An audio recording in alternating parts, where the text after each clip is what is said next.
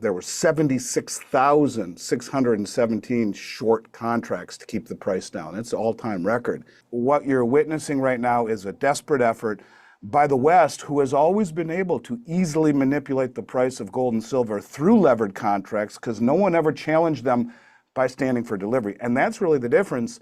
And these deliveries continue to happen across the globe. So yeah, I think this should be looked at as a very optimistic and hopeful development where they have to expend that kind of effort to hold the price down, and yet it really didn't go down very much, didn't dip below 36, and if it did for a very, very short period of time, and here we are right back above it again. For decades, the price of gold and silver has been tethered not to fundamentals, but to a highly manipulated paper market dominated by institutional powerhouses.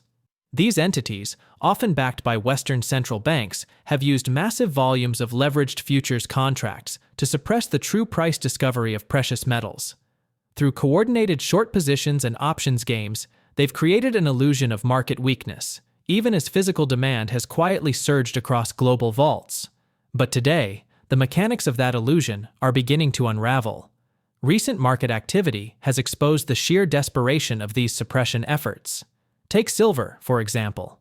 At the latest options expiration date, institutional traders flooded the market with an all-time record 76,617 short contracts, all in an attempt to cap silver's price below $36. That's nearly 383 million ounces of silver sold short on paper, more than 4 times the COMEX's registered physical inventory. Yet, despite this unprecedented blitz, the price held its ground. It dipped briefly, barely, and bounced right back, a signal that these tactics are losing their effectiveness. Andy Schectman of Miles Franklin sees this as a defining moment. According to him, the West is now locked in a losing battle. For years, no one stood for physical delivery, leaving the paper system unchallenged. But that's no longer the case. Sovereigns, institutions, and now even individual investors are demanding physical metal, and those deliveries are quietly draining the available supply. The COMEX and LBMA are being forced to defend a crumbling narrative with ever more aggressive and transparent interventions. And each failed suppression attempt sends a new signal to global markets. The emperor has no clothes. So what's next? Schectman argues we're heading into a bifurcated financial world, where BRICS nations reject dollar hegemony and move toward a new, commodity-backed monetary system. Gold, silver, and other real assets will form the bedrock of trade and settlement in a world no longer willing to trust Western promises. For the discerning investor, this isn't just noise. It's the signal we've been waiting for, the beginning of a tectonic shift where the truth in pricing will finally emerge, and those who prepared early will be the ones holding real wealth in their hands. As we present clips from Andy Schectman's video, please share and like this video, subscribe to the channel, and turn on the notifications bell for more videos. We appreciate the support and hope you enjoy the video. You know, the conventional wisdom is that gold and silver dropped due to easing of the Israeli-Iran tensions, you know, the signing of the temporary or hopefully the long-lasting ceasefire, but that's not what it was. I mean, you had options expiration, you have the end of the quarter, which options expiration was today, mind you, and I think it's interesting that they really had a hard time keeping it at or near $36 an ounce. And if you look at the amount of contracts that they had trying to keep it below that level, it's really quite incredible. There were 76,617 short contracts to keep the price down. It's an all-time record. And here it is. It's right back up. The demand, the physical demand at that level is extraordinary. But to see gold down $100 since June 12th and silver $1 lower, that's not a reaction to geopolitical events or a cooling of the narrative. This isn't a natural correction. It's a managed decline, and it started Sunday night, and it went all the way down to today. But we have, not only do we have the end of quarter and the options expiration, you have the July contract, which will go off the board, I believe, on Monday, the first day of delivery requests. And so we've been seeing tremendous deliveries come out of COMEX. I would expect to see that continue. Look, the prices were reacting long before any conflict had arisen in the Middle East, certainly the one that we're focusing on. But since President Trump was elected, you've had almost 820 tons of gold stand for delivery done again, and somewhere in the neighborhood of 9,000 tons of silver stand for delivery. The trend is not stopping, quite frankly, and you can see the amount of effort that the banks are using to keep it down. I mean, it's extraordinary when you figure each one of these contracts on silver are 5,000 ounces, and they're trading 76,617 contracts short to keep the price down. That reeks of desperation, and it reeks of stupidity, if you ask me, because you have a good portion of the world who is using that effort, that manipulative effort, to stand for delivery and rewrite the narrative. You could say the same thing is happening with platinum at the same time. So how well gold and silver have held up through all of this is noteworthy, to say the least. So yeah, I'm actually quite surprised and quite optimistic that this correction is behind us, and that the amount of effort needed to hold it down is something that has to have the banks on their heels and very concerned. Who has the greatest power to move the markets so fast? Well, I mean, it is, on one hand, it is the central banks. It's what it is to me more than, I mean, that's a good question, but what it is, it's that the gold and silver disappearing from the exchanges, that's the physical liquidity upon which this entire house of cards is based. And if you're pulling the liquidity out because it's standing for delivery, that's a problem. What you see in many cases is what's called a short squeeze, where the traders do not have the ounces of gold that standing behind the contracts that they have. And so they have to rush to get it in order to cover. That represents a short squeeze. So it is the buying of the central banks. It is the buying of the sovereign wealth funds. It is the buying of the biggest money in the world, the sophisticated money in the world, who is able to accumulate and stand for delivery, that is affecting the price at that level. And yes, it is exacerbated by these moments of panic covering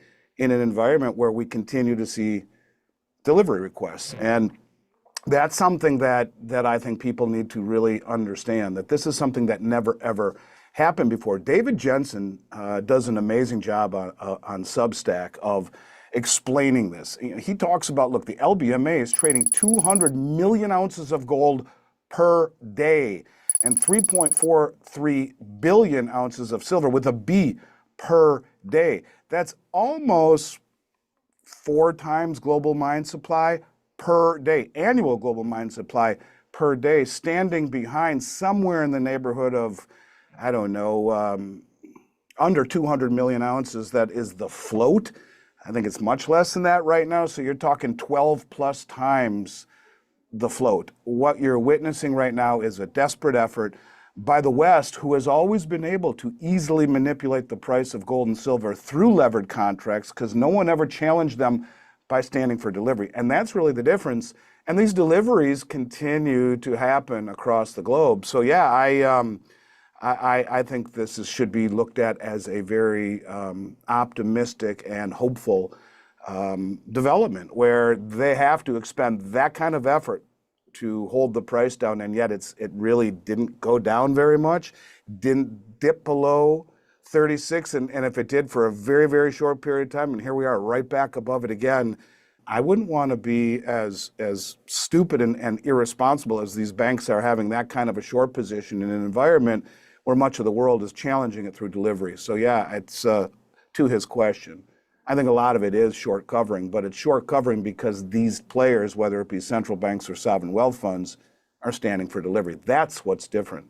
I don't know that you'll see it immediately. I think you're beginning to see it. I think you're beginning to see, maybe this is part of the reason we're seeing so much in the way of deliveries to back these naked contracts, to have the physical.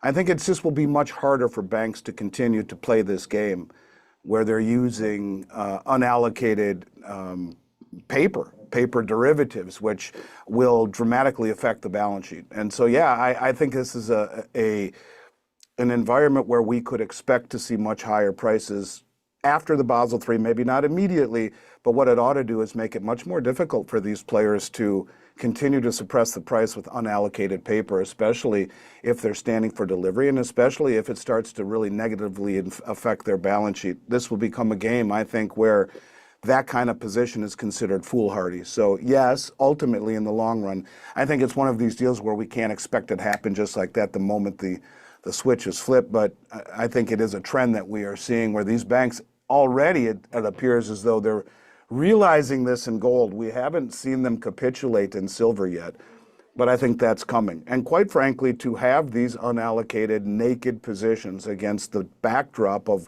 global demand and global offtake is as stupid as a mud wall in a rainstorm. And I think it will have a dramatic effect. Maybe not all at once, maybe not at first, but over time, absolutely it will. As Andy Schectman makes clear, the traditional playbook for suppressing gold and silver is failing under the weight of reality. Massive short positions no longer send metals crashing. Instead, they invite stronger buying and greater demand for delivery. The mechanics of paper suppression, once unchallenged, are being undermined by a growing physical movement, led by sovereigns, funds, and even individuals standing for actual metal. These players aren't interested in ETFs or futures. They're demanding settlement in ounces, not promises. And now, a new paradigm is emerging, one that doesn't just reject price suppression, but replaces the architecture that allowed it. At the center of this shift is mBridge, the BRICS-backed cross-border settlement network. With Russian Foreign Minister Sergei Lavrov confirming that mBridge will be open to non-BRICS nations, the conversation has moved from theory to implementation. What began as an alliance of 5 now includes dozens of resource-rich, dollar-weary nations seeking a more equitable system, one that trades in national currencies and settles imbalances in gold. This marks a historic inflection point. We're not just watching metals markets resist manipulation, we're witnessing the groundwork for a parallel financial system being laid, one that prioritizes transparency, physical settlement, and economic sovereignty. Schectman's insights suggest that we are in the early stages of something profound: the erosion of Western monetary dominance and the return of gold and silver as global monetary anchors. Let's get back to Andy's video. Well, as far as the BRICS are concerned, a lot of it will rear its head over the next several weeks. But as I've mentioned to you before, to me, the biggest development is Sergei Lavrov coming out and saying that the Bridge network, their cross-border settlement payment system, which is mBridge, will be open to non-BRICS members. And that is something that has gotten no attention. To my knowledge, I'm the only one screaming about it, but it's massive. Because what you really have are many, many, many countries and alliances that are indirectly aligned with the BRICS nations, in particular China.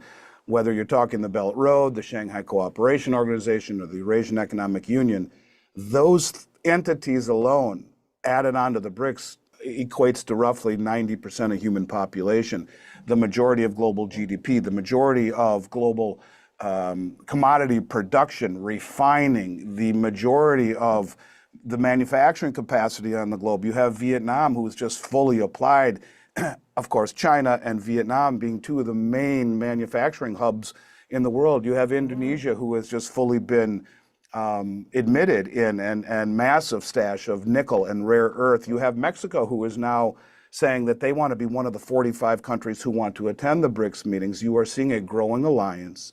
And so, yes, I think the biggest thing to take away from it is the admission by Lavrov that these countries will be able to use the BRICS settlement system, which is trading central bank digital currencies across the bridge technology, which is mBridge, without the interference of SWIFT, settling in gold. We are seeing more and more rumblings coming out of the Shanghai Metals Exchange to open up exchanges across the network, across Africa and Asia and South America, to where that they will be able to internationalize gold deliveries from the Shanghai Exchange. The idea being we trade our local currencies over the mBridge, settle any imbalances in gold. Now, the pushback to many of these statements would have been the BRICS alliance is not big enough. Okay, fine. You add in all of these entities which are BRICS aligned, The Belt Road alone is 75% of human population, 50% of global GDP. You add in the Shanghai Cooperation Organization and the Eurasian Economic Union to this,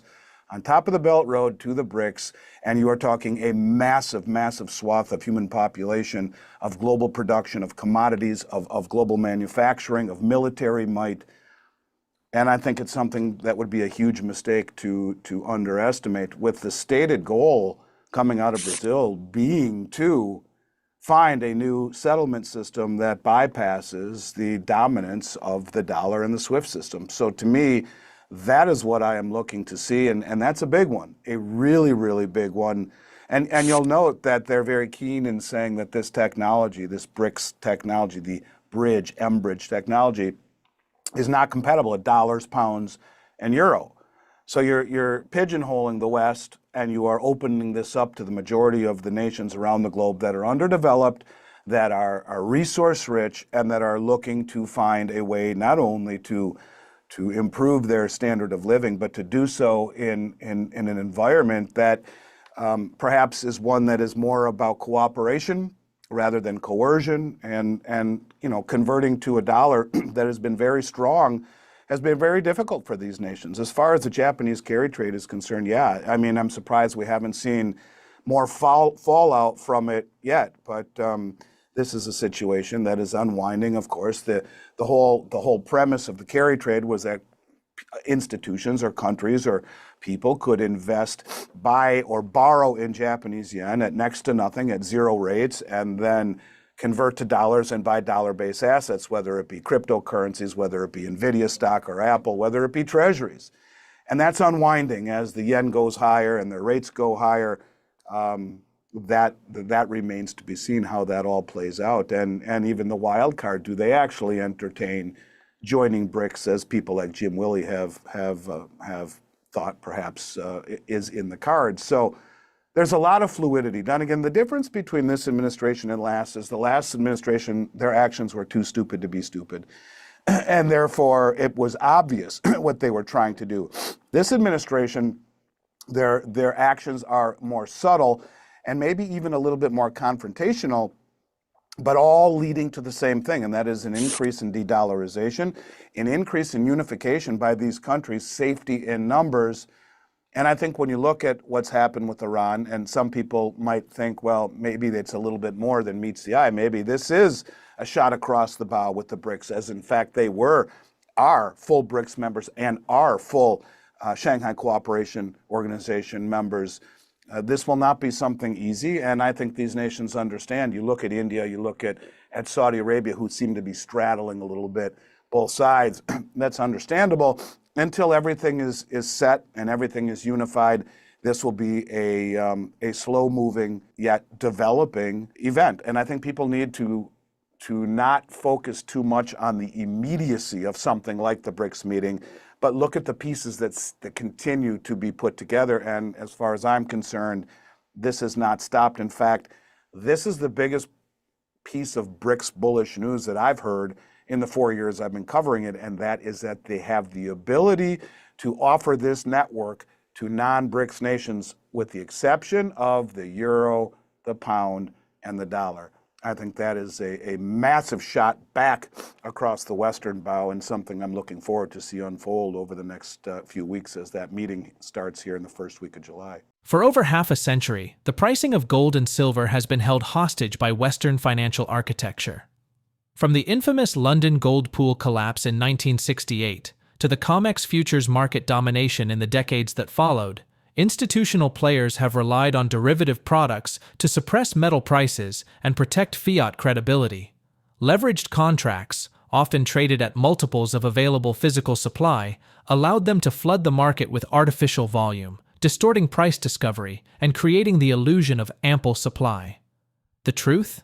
Real metal was always scarce, and real demand was simply masked. The past 18 months have shattered that illusion. The sheer volume of physical gold and silver being demanded for delivery is no longer a footnote, it's a headline. Over 820 tons of gold and 9,000 tons of silver have stood for delivery since President Trump returned to office. These are not retail investors looking to trade for profit. These are sovereign players preparing for a monetary realignment And when you consider the 76,617 silver contracts recently dumped just to keep the price near $36, it's obvious. The system is straining under its own weight. These short positions, each representing 5,000 ounces, total over 380 million ounces of paper silver, while registered COMEX inventories are less than 90 million ounces.